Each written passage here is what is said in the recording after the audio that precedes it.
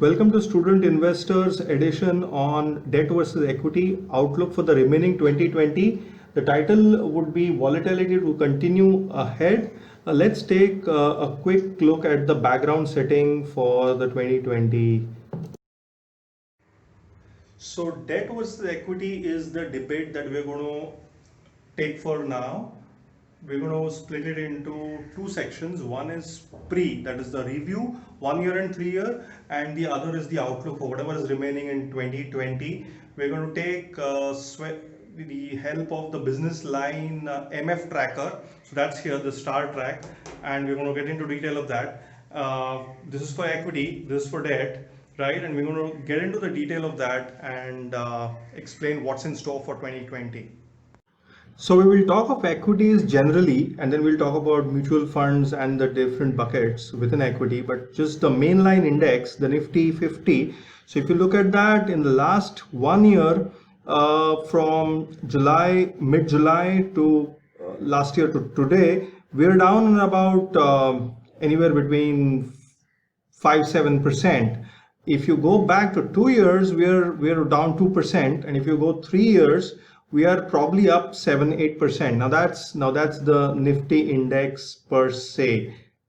And from there we've jumped right into the business line, as I explained to you earlier, business line, the star track, which is the typical weekly mutual fund update across the industry.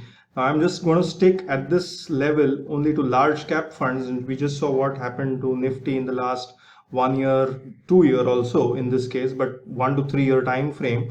In the large cap category, just concentrate on this particular last 3 columns.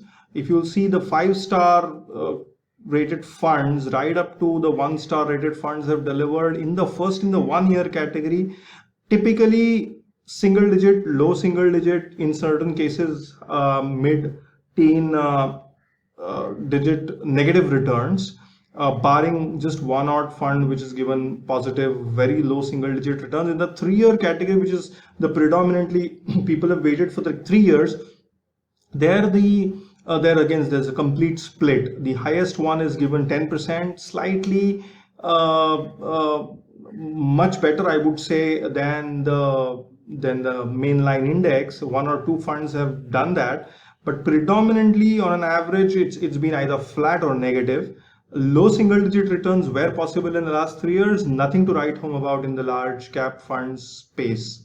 This picture completely changes when you move from large to a small cap fund universe within the entire mutual fund, entire AMC space. The 1 year return is really bad. It's again dispersed. The best guys have maybe able to protect capital. But on an average, you have lost anywhere between double digits minus. The worst ones are 20% plus. The average ones are double digit, low teen, even double digits, pre-teen kind of returns. The 3 years, which is the significant holding horizon, has actually returned again a low single digit negatives, in certain cases low double digit negative. From equity, we jumped right on to debt. Typical riskless class, ultra short-term bond funds.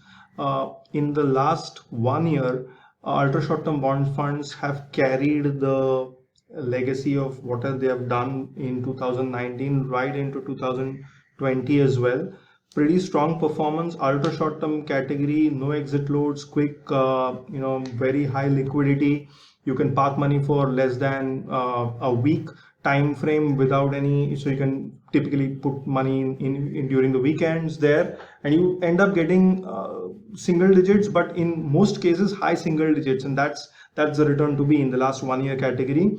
It gets even interesting in the last 3 years and 5 years category, where you can actually, when it's competing with investments, obviously non-comparable equity and debt, but wherever there is low risk, and if you typically earn anywhere in high single digits, mid to high single digits in longer durations, 3 years and 5 years, people would typically jump onto that option.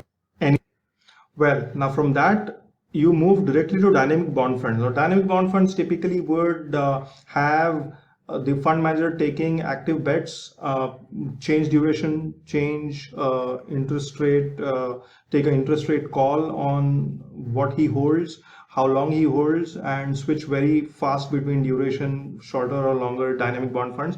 Now here the returns for 1 year, which is this column number last, but the third column from the right is double-digit returns in the last 1 year, and that's anybody would want to have double-digit returns when typically most of the categories are not going to give you those returns. But the real action is in the 3 and the 5 years. On a consistent basis, we have got higher single-digit returns within the longer duration. So people would anyway would want to have returns coming on a consistent basis on a medium to long term. That's where the swing happens typically. Well, this is the riskier part of the debt. It's a pure duration debt gilt funds, and now it's very interesting because gilt funds can give you very sharp returns over a very long duration, 5 years plus. They tend to give you high single digit returns. That's what is expected for them to deliver.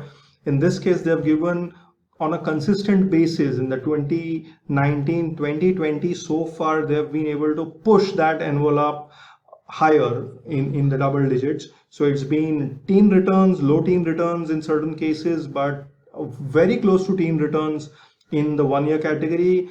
Consistent returns in the last 3 years and 5 years, and that's these columns out that I'm talking about, the last two columns that you would be able to see that.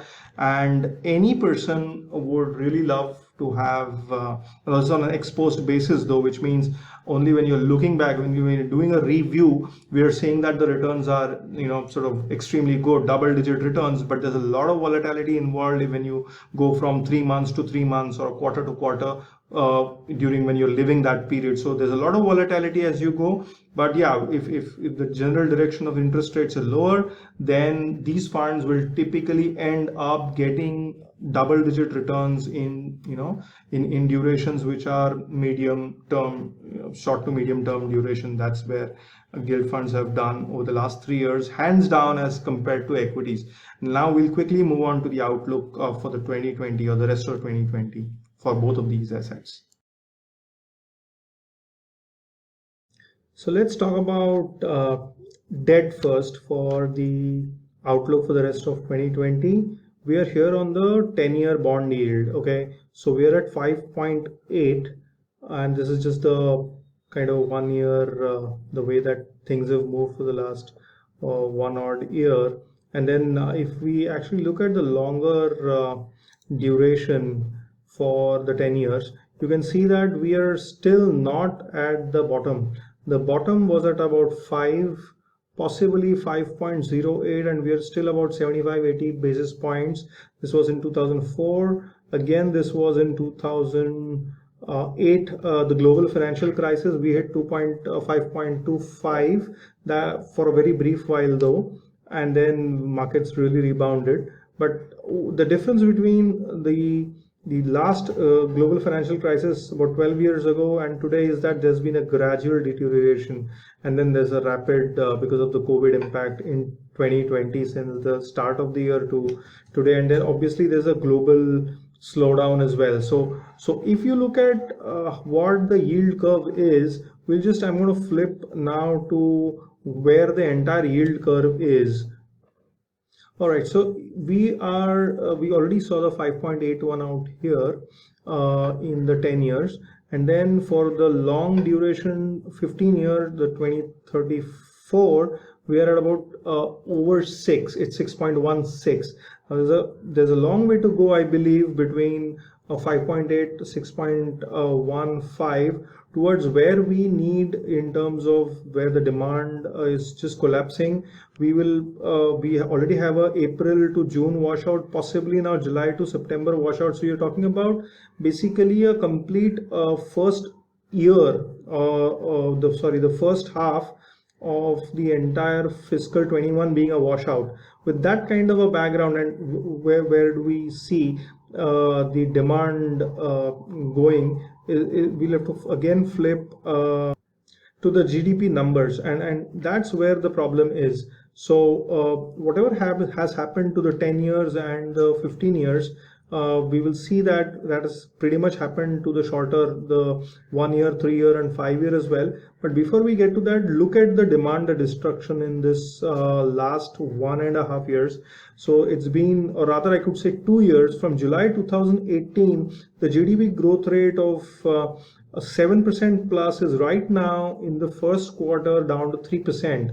Now this is, or rather I would say, the last quarter of 2020 is at 3. April, May, June, there'll be a flattish to negative territory, and possibly even in the Q2 of FY21. And that's where the real problem is. So I believe that the longer tenure sort of yields will go and chase 5.25 or possibly 5, and that's where the opportunity in the debt for the next 6 to 8 months lie. Right. So here also again, if you so I've got you guys to look at the less than 1 year, essentially the 90-day to 365-day window, the shortest risk-free rate. So the yield to the last traded yield on all these bonds are, if you look at this column out here, the LTY, the last traded yield, is basically anywhere between 3.1 and 3.3. So that's where the entire difference is between a 1 year or less than 1 year yield to a 3 year and a 5 year and a 10 and a 15 year.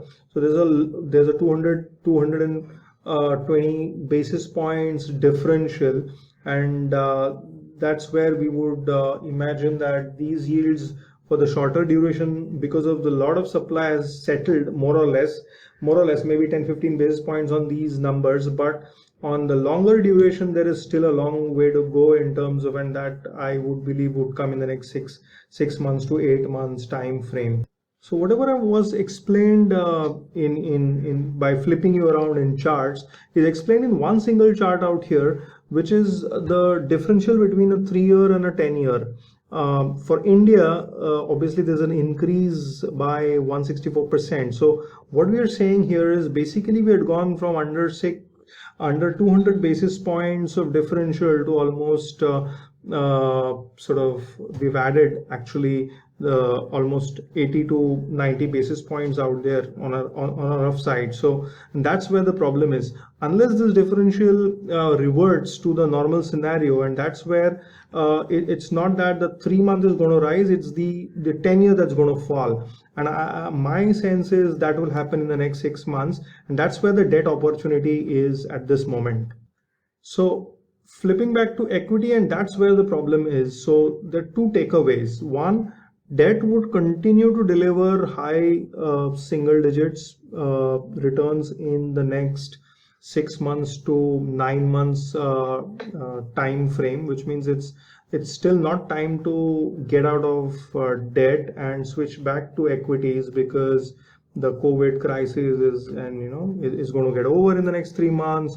There'll be a vaccine, and they will we're going to go back to unlock and go back to normalcy.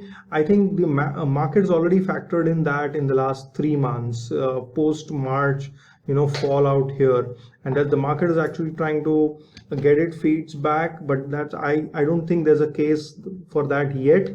My sense is, with the first half of fiscal 21 being washed out, at least from an Indian perspective, then we're going to have a sustained high single digits to low double digit returns in the short to medium duration debt, where obviously the risk is much lower.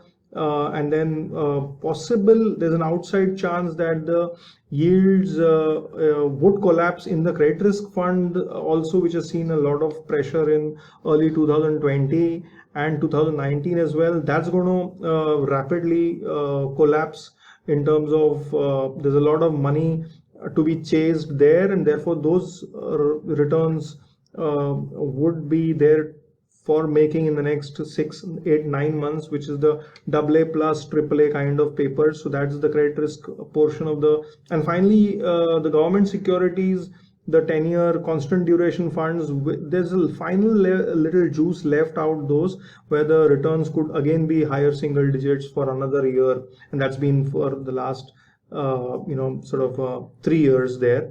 Uh, and therefore, what happens to equities? My sense is last 3 years we have been from 2018 January, we've been from this peak I see at this moment here, we've been basically at the same level. We have not made any money whatsoever in the large cap or the large index or even the funds, and therefore it would be another 6 to 8 months where we do not make. It's going to be a trader's market. We're not going to make any money in the equities market, and it will be extremely selective kind of a marketplace. So debt is clearly going to be in the next 6 months one, while equity is going to be zero. So so just choose wisely, stay in debt for at least 6 months longer before you take or move monies to equities.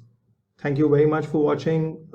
Tune back into Student Investor for the next update.